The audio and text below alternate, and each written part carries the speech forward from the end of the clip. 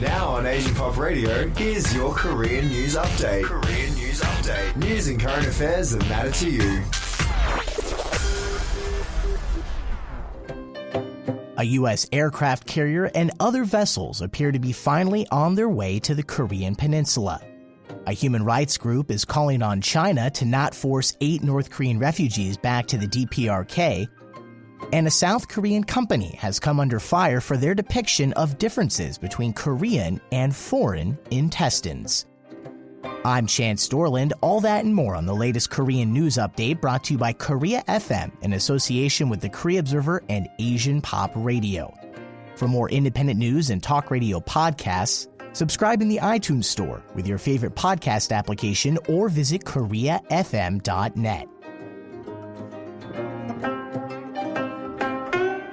A U.S. aircraft carrier strike group is apparently finally heading toward the Korean Peninsula after conflicting statements on its location and direction of movement. The Chosun Ilbo reports a military source says the Korean Peninsula will come within the strike group's 1,000-kilometer radius of operations on Tuesday, the same day that marks the anniversary of the founding of the North Korean Army. The U.S. strike group is led by nuclear-powered aircraft carrier Carl Vinson, reportedly avoiding the South China Sea in its journey to the Korean Peninsula to prevent agitation with Beijing. Earlier this month, U.S. President Donald Trump claimed the ships had changed course from Singapore toward the Korean Peninsula in an apparent warning to North Korea. However, it was later discovered the strike group was actually sailing to Indonesia. An international human rights agency is calling on China to not repatriate 8 North Korean defectors. Yonhap reports Chinese authorities detained the 8 North Koreans last month during a reportedly random check on a road in the northeastern areas of the country. Human Rights Watch is calling on China to immediately disclose the whereabouts of the detained North Korean refugees and publicly pledge that none of them will be returned to North Korea by providing them with asylum or allowing the 8 to travel to a third country of their choice. Human Rights Watch claims North Korean refugees returned to the DPRK face the risk of human rights violations such as torture and even public execution, and is calling on Beijing to respect its obligations under the Refugee Convention by not returning the group to North Korea. North Korean authorities have arrested a Korean-American professor as he attempted to leave Pyongyang following a visit to the DPRK. The Chosun Ilbo reports speculation exists that the move to detain the man, a professor in his 50s who recently taught at a university in China, is part of a plan to hold additional Americans in North Korea while negotiating with tough-talking U.S. President Donald Trump. The man reportedly spent about a month at the Pyongyang University of Science and Technology to discuss ways of helping North Korea, but was arrested by police while going through passport control at Pyongyang International Airport. The Chosun Ilbo reports 2 other U.S. citizens are currently serving hard labor prison sentences in North Korea, including a young tourist sentenced for reportedly vandalizing a propaganda display and a Korean-American businessman purportedly being held for espionage.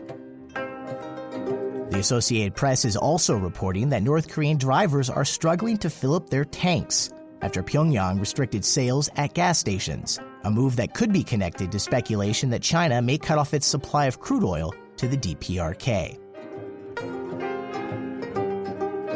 For the past 8 years, South Korea has had the second highest number of clinical stem cell trials. KBS reports 314 clinical trials on stem cell medications were registered with the U.S. National Institute of Health from 1999 to 2016, with 46 registered by South Korean researchers. The United States tops the list with 155, with rising power China coming in third after South Korea in the last 8 years with 29 trials. The number of unemployed South Koreans with bachelor's degrees has surpassed 500,000 for the first time ever.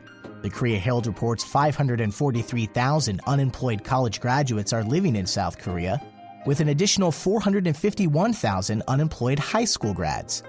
The total number of unemployed persons in the ROK has reached slightly less than 1.2 million during the first quarter of 2017. That's up 1.2% from this time last year. And amid South Korea's high unemployment rates for college graduates, roughly half of female job seekers say they would enlist in the military, if it would increase their chances of getting a good job in the future. The Chosun Ilbo reports a new survey shows some 45% of female respondents say they are willing to sign up if it means increased job prospects after they serve, with approximately 53% of male respondents saying military service has helped them choose a career path and also find a job. Major League Baseball has proposed sending its all-star team to South Korea. Yonhap reports the MLB suggested last fall that all-stars could be sent to the ROK for an off-season exhibition game. However, no decisions on the plan have been made. Speculation of MLB all-stars also making a stop in China have been reported, indicating a joint South Korea-China trip might be in the works.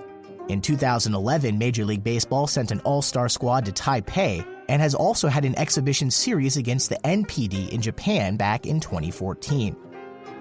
While South Korea has yet to host an MLB All-Star game, the St. Louis Cardinals did play in the ROK back in 1958.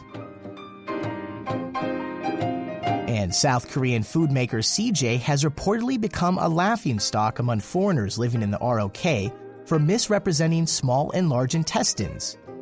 The Korea Times reports the controversy stems from packaging seen on a health product extracted from kimchi that shows two diagrams of intestines, one labeled Korean and the other for Westerners, with the Western image resembling the large intestine and the Korean image a small intestine.